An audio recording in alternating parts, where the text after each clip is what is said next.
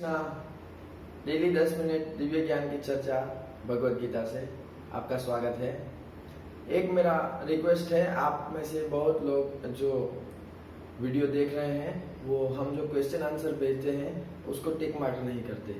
आप कृपया करके प्लीज वो क्वेश्चन आंसर टिक मार्क करिए भावार्थ पढ़ के, इससे आप ही की अंडरस्टैंडिंग बढ़ेगी। इसके लिए ही हम कोशिश कर रहे हैं और हमारी पूरी टीम इसके लिए बहुत श्रम देती है, बहुत सेवा में समय लगता है अलग अलग प्रकार से।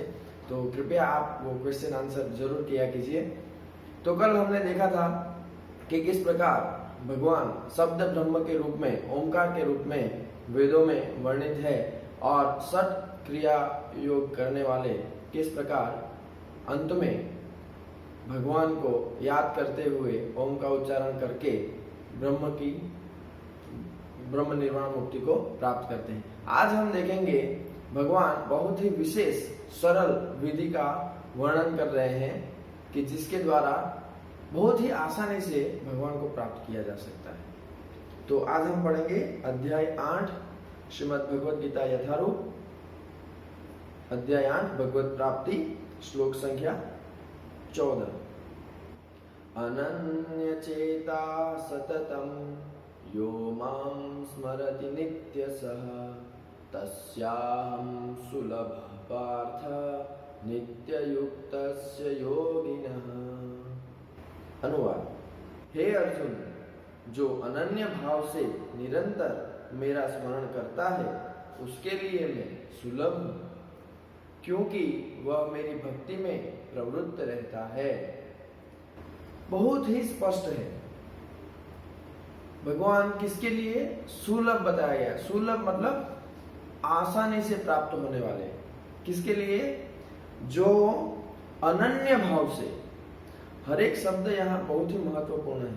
अनन्य भाव से और फिर क्या कहा? निरंतर मेरा स्मरण करता है उसके लिए। तो हमें इन शब्दों के ऊपर थोड़ा ध्यान देना होगा। अनन्य और सतत रूप से, उसके लिए क्या है? भगवान बहुत ही सुलभ है क्योंकि वो भगवान की भक्ति में लगा रहता है। तो ऐसा कैसे संभव है? ऐसा इसलिए संभव है कि भगवान को प्रेम करना, भगवान की भक्ति या प्रेम में सेवा करना ये जीव का स्वभाव है। जैसे एक मछली स्वाभाविक रूप से पानी में तैरती है, आनंद में रहती है, उसी प्रकार जीव भी जब तक भगवान की सेवा में, भगवान के लिए कार्य करने में प्रवृत्त रहता है तब तक वो आनंद में रहता है। तो पिछले श्लोकों में हमने कई सारी बातें देखी जिसमें भी भक्ति का कुछ अंश था, लेकिन कर्म, ज्ञान और योग का बहुत सारा हिस्सा था, जिसकी वजह से साधक के लिए क्या होता है, अगर वो कर्म के द्वारा प्रभावित है तो वो कुछ न कुछ इच्छा रखता है भौतिक जगत में ही, जैसे स्वर्ग लोक प्राप्त करना इत्यादि इत्यादि। तो इसकी वजह से जब उसे वो प्राप्त नहीं होता तो वो चिंतित होता है, वो क्रोधित होता है, वो उद्विग्न हो जाता है। उसी प्रकार से ज्ञानियों के साथ क्या होता है? ज्ञानी ब्रह्म निर्वाण मुक्ति प्राप्त करना चाहते हैं और फिर उनके साथ क्या होता है कि जब वहां सत और चित्त होता है, आनंद तो है, मतलब आनंद नहीं है, सत मतलब शाश्वतता है और चित्त मतलब ज्ञान है, लेकिन वहां भगवान के साथ कोई आदान प्रदान नहीं है, आनंद नहीं है। जब तक रिलेशन में कुछ आदान प्रदान नहीं होता तो हमें आनंद नहीं होता है। इसीलिए तो हम बहुत सारे फेस्टिवल मनाते हैं, घर पे मित्रों को बुलाते हैं, सगे संबंधियों के साथ रहते हैं, तो हमें कुछ ना कुछ आदान प्रदान चाहिए, इसके बिना जीव रह नहीं सकता। तो ये बात ज्ञानियों के साथ भी नहीं होती। और योगियों के साथ क्या होता है? योगी लोग अलग अलग सिद्धियां प्राप्त करने में इसी भौतिक संसार के अंदर अपने आप को कुछ बड़ा चला दिखाना चाहते हैं, तो ऐसे भाव से वो भी इसी भौतिक संसार में रह जाते हैं। लेकिन भगवान का भक्त जो और कुछ नहीं चाहता, केवल भगवान को संतुष्ट करने की इच्छा की, तो इसीलिए श्री चैतन्य चरितामृत नामक ग्रंथ में ये बात आती है, भुक्ति मुक्ति सिद्धि कामी सकले अशांत, कृष्ण भक्त निष्काम अतएव शांत। तो कृष्ण भक्त की क्या विशेषता है? वो शांत होता है। एक तरीके से कई बार वो अशांत दिखता है, लेकिन उसकी अशांति भी केवल भगवान के लिए ही होती है। देखिए यहाँ पे भगवान विराजमान है, तो इस घर का पूरा संचालन इस घर के जो स्वामी हैं श्री श्री गौर निताई, उनके लिए होता है। इस घर में सफाई भी होती है, इस घर में खाना भी बनता है, इस घर में सब कुछ जो होता है वो भगवान की संतुष्टि के लिए होता है। तो इसी प्रकार एक भक्त का पूरा समय कैसे वो भगवान को संतुष्ट करे उसके लिए जाता है, इसीलिए उसको बाह्य कोई चीज प्रभावित नहीं करती। और विशेष रूप से भक्त के लिए इस जीवन में भी उसको भगवान की दिव्य सेवा ही करनी है, और मृत्यु के पश्चात भी जब वो भगवत धाम जाएगा वहां पे भी उसको भगवान की सेवा ही करनी है। तो इसीलिए भक्त के लिए, क्योंकि वो जो कर रहा है वो ऑलरेडी सिद्ध है, उसको प्राप्त ही हुआ है, इसीलिए वो कभी उद्विग्न नहीं होता। लेकिन जब कर्मी ज्ञानी या योगी की बात है तो वो कुछ प्राप्त करना चाहते हैं, उसके लिए प्रयास करते हैं, और वो जब प्राप्त नहीं होता तो वो उद्विग्न होते हैं। और उन्होंने जो कुछ भी किया है अगर उसमें वो पूरी तरह से सफल नहीं रहे तो उनको वापस से वो प्रारंभ करना पड़ेगा। लेकिन भक्ति की विधि की ये बहुत ही अच्छी विशेषता है कि उसमें जो हमें साध्य को प्राप्त करना है वो पहले से ही हमें प्राप्त हुआ रहता है। हम अभी भी भगवान की सेवा ही करते हैं, और मृत्यु के पश्चात भी भगवत धाम जाकर भगवान की सेवा ही करनी है। तो इसीलिए उनके लिए कोई चिंता का विषय नहीं होता कि मुझे कुछ प्राप्त होगा कि नहीं, उन्होंने ऑलरेडी भगवान की दिव्य सेवा प्राप्त ही कर ली है।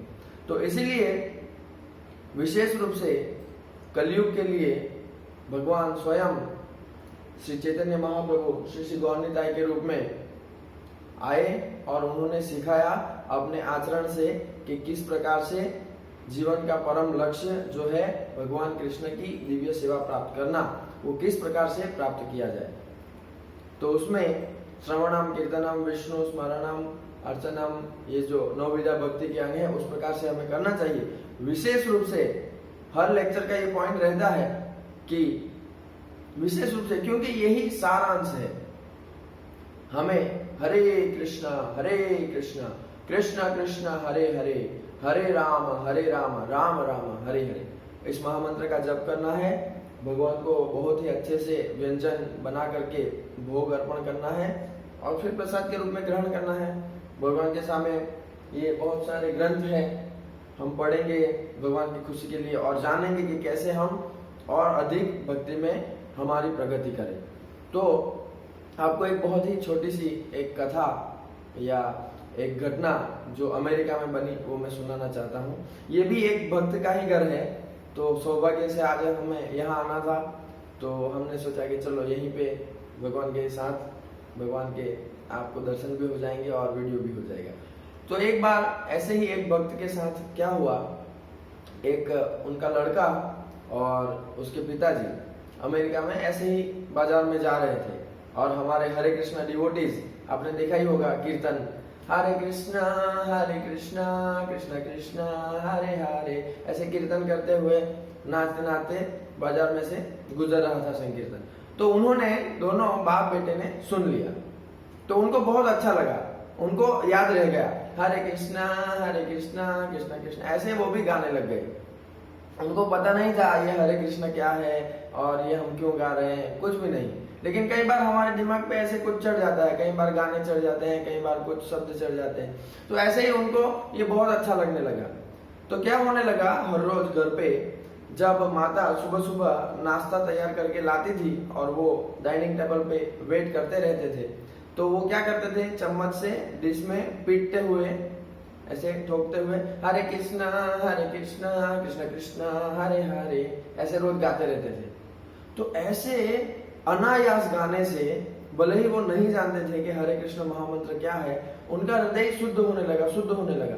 ऐसे कई साल निकल गए फिर वो बच्चा भी बड़ा हो गया, तो वो लड़के ने एक बार फिर से हरे कृष्ण संकीर्तन ऐसे रास्ते पे जाते हुए देखा, तो बड़ा खुश हो गया, उसको और ज्यादा भाव पैदा हुआ, अरे ये लोग तो नाच रहे हैं, गा रहे हैं हरे कृष्णा करके, और मृदंग और करताल ये सब बजा रहे हैं। तब तक उसकी बुद्धि थोड़ी डेवलप हो गई थी, बड़ा हो गया था।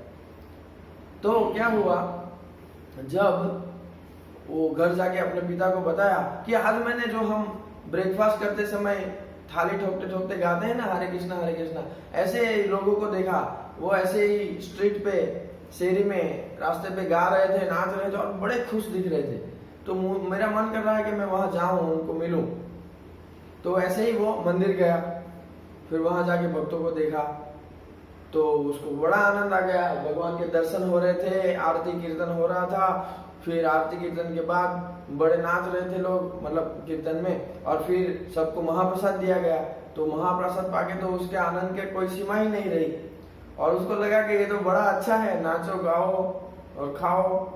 हाँ, तो ऐसे ही फिर वो भक्तों से मिला और भगवत गीता पढ़ना प्रारंभ किया, और वो पूरा परिवार भक्त बन गया।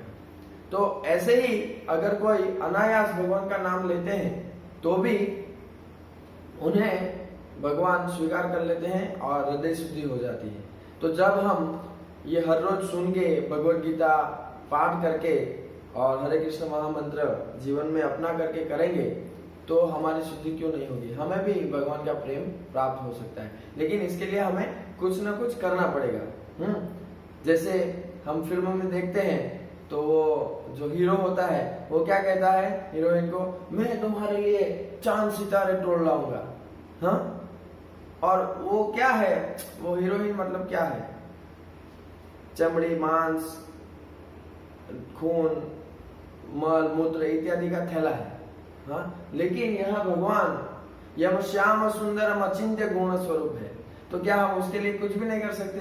हाँ, हरे कृष्ण महामंत्र 10 मिनट नहीं कर सकते, 2 भगवत गीता के श्लोक नहीं पढ़ सकते। अगर नहीं पढ़ सकते, नहीं कर सकते, तो हमारा सबसे बड़ा दुर्भाग्य है। इतनी आसान विधि भगवान ने हमें दे दी है, अगर फिर भी हम नहीं कर पाए तो ये हमारा दुर्भाग्य नहीं तो क्या होगा। तो इसीलिए आपसे विनती है, अभी चतुर्मास भी चल रहे हैं, तो कृपया इस आसान विधि को अपनाएं और अपना हमारा जीवन शुद्ध करें। विशेष रूप से आपसे एक और विनती वापस से याद दिला दें, आप क्वेश्चन आंसर अटेंड करना भूल रहे हैं तो नीचे डिस्क्रिप्शन में लिंक है, वो लिंक ओपन करके टिक मार्क जरूर कर दें, और अन्य भक्तों को, अन्य मित्र, सगे संबंधियों को ये बहुत ही महत्वपूर्ण इंफॉर्मेशन जरूर शेयर करें, लाइक करें। आपके कुछ प्रश्न है तो कमेंट में जरूर भेजिए। कल हम और आगे देखेंगे भगवान शुद्ध भक्ति के विषय में, और 2 श्लोकों में आगे कहेंगे भगवान के धाम के बारे में और भौतिक जगत के बारे में। तो तब तक के लिए हरे कृष्णा।